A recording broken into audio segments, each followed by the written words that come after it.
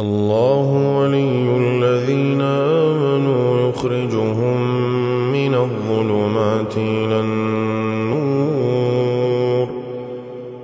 والذين كفروا أولياؤهم الطاغوت يخرجونهم من النور إلى الظلمات، أولئك أصحاب النار هم فيها خالدون. ألم تر إلى الذي حاج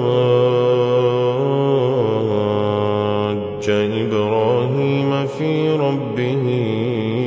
أن آتاه الله الملك، إذ قال إبراهيم ربي الذي يحيي ويميت، قال أنا أحيي وأميت، قال إبراهيم فإن الله يأتي بالشمس من المشرق فأت بها من المغرب، فبهت الذي كفر، والله لا يهدي القوم الظالمين. أو كالذي مر على قرية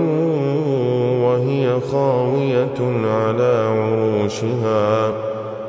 قال أنى يحيي هذه الله بعد موتها، فأماته الله 100 عام ثم بعثه، قال كم لبثت؟ قال لبثت يوما أو بعض يوم، قال بل لبثت 100 عام، فانظر إلى طعامك وشرابك لم يتسنه، وانظر إلى حمارك ولنجعلك آية للناس، وانظر إلى العظام كيف ننشزها ثم نكسوها لحما، فلما تبين له قال أعلم أن الله على كل شيء قدير. وإذ قال إبراهيم رب أرني كيف تحيي الموتى، قال أولم تؤمن؟ قال بلى ولكن ليطمئن قلبي،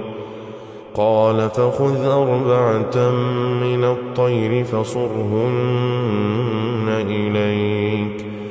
ثم اجعل على كل جبل